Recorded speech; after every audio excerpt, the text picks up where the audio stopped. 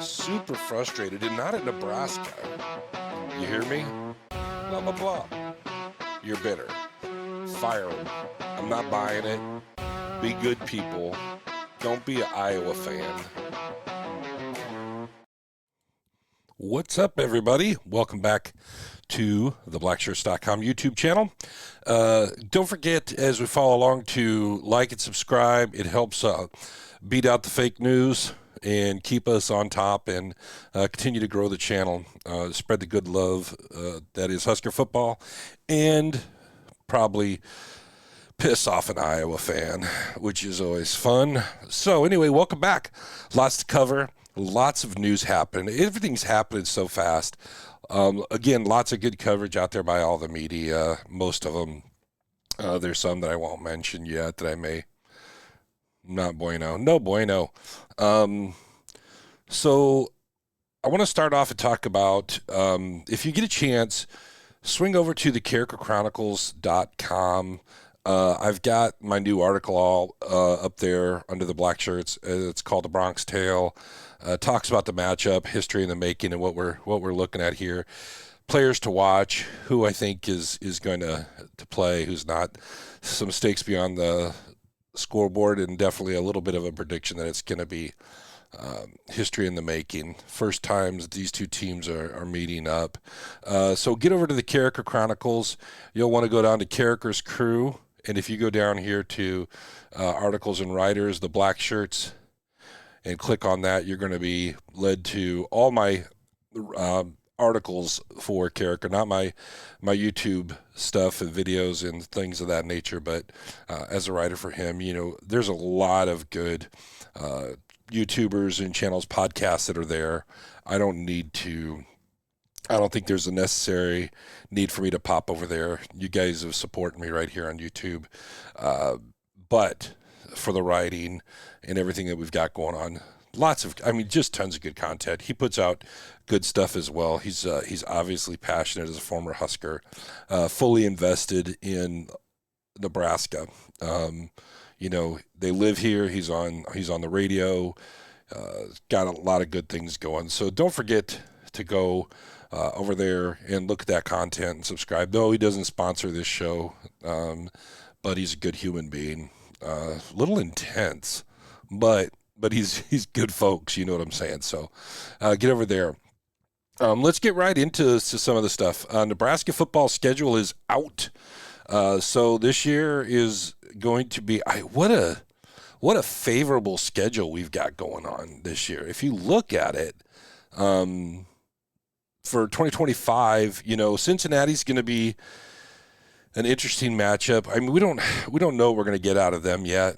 We know what we've seen, but you can never, especially as we start to go into this 105 roster, know exactly what you're going to see from some of these teams. Going into, because there's so many people entering the transfer portal. It's hard to say who's going to be on whose roster. I mean, can we intelligently say right now with Nebraska that we know who's going to be on the roster? I don't think so. So, everything's up in the air. Everything is TBD, to be determined. So we don't know what that team's going to look like. So that's why I think that a neutral site, it's got the asterisk here, is going to favor us a little bit, because us as Husker fans absolutely travel well. Okay. Akron obviously should be a dub. Houston Christian a dub. Michigan State, don't know what we're going to get from them. They're about to have some attrition as well with all this stuff. Everybody here is. Michigan State, Maryland, we're at Maryland, traveling to Minnesota, Northwestern, USC. Both of those, Northwestern and USC, are home games. At UCLA, then at Penn State. As of right now, it's looking like the biggest challenge. Now, I'm not saying the other teams aren't going to be a challenge. As we know, stuff happens. They're going to lose players. They're going to get players, just like Nebraska is. But the biggest challenge it's looking like on the 2025 schedule is Penn State at this time. How big of a challenge they're going to be, hard to say. But, I mean, they're in the CFP this year. When you're winning, people want in. So my guess is they're going to be talent rich and stacked. And as you know, then we have to play our little border neighbor, Iowa, the Hawk Tuas. What are they? Whatever they are, I don't know. Someday we'll know exactly what that is, but I'm going to wait till they get a national title before I know exactly what they are. Yeah, I'm picking on you, Iowa. I'm bitter. Anywho, so that's what the slate's looking like for 2025. Other big news that's popping in is Keona Davis is back in Nebraska out of the portal. Simply puts it out there with a little tweet. I'm back. Throws the bones and go Big Red. I think that's a huge keep for us. Well, I don't know why he entered. Some have speculated, that it was for NIL money. Hey, it's a business. And I'm going to say this, and this is, some people are going to get bitter because they don't understand the NIL. All right. Name, image, and likeness, right? The university has been profiting off of this for years. I've said this before in some of my other stuff and on my shows and in some of my articles. Without these players, insert whichever name you want. I don't care if you say Dylan Raiola, Keona Davis, Caleb Benning, pick a name out of the hat. I don't care which one it is. If they don't come to the university, we don't have people in the seats. We don't have season ticket buyers spending money, buying gear, watching videos like this, okay? So just hear my heart. Without these players and their efforts, yes, I know they're getting an education, right? But you can get an education anywhere, right? They get a great education at the university, but the university profits from it. So I see no issue at all of them negotiating a salary for themselves or a name, image, and likeness for themselves. If they go into the transfer portal, that is no different than somebody going into their boss and saying, had another company headhunter reach out to me on LinkedIn, wanted to know, how happy I was. I don't see any issue with that. So Keona Davis, if that's what you did, good for you for being willing to bargain and being committed to the process and coming back when terms were favorable. Even if they paid you $1 million a year, you probably feel like you're worth it because you're giving your heart, right? So I know they didn't. So thankfully that you have invested in the university and said, you know what?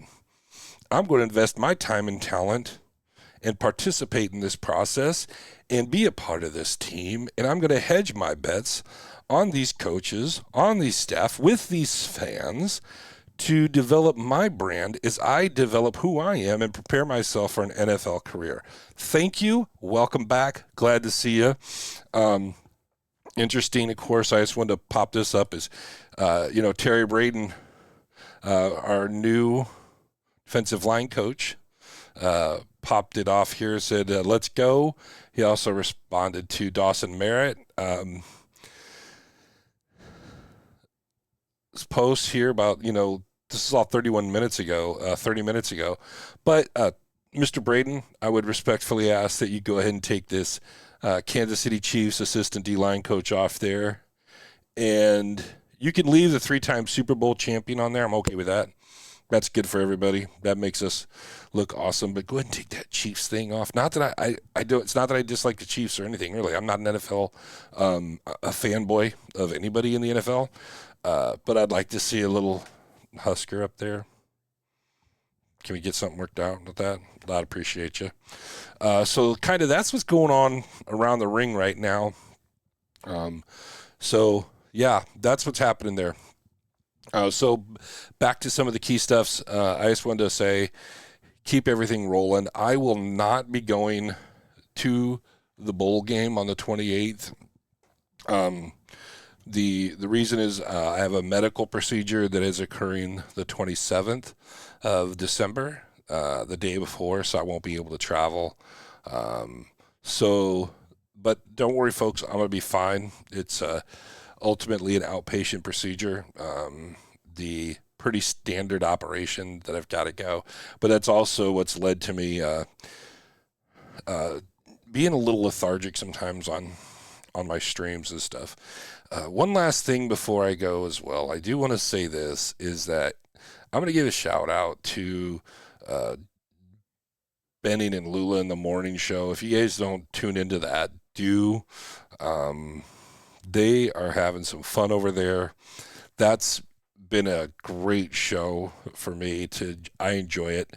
I watch other shows and stuff in the morning too as I drink my coffee. I don't have a morning show.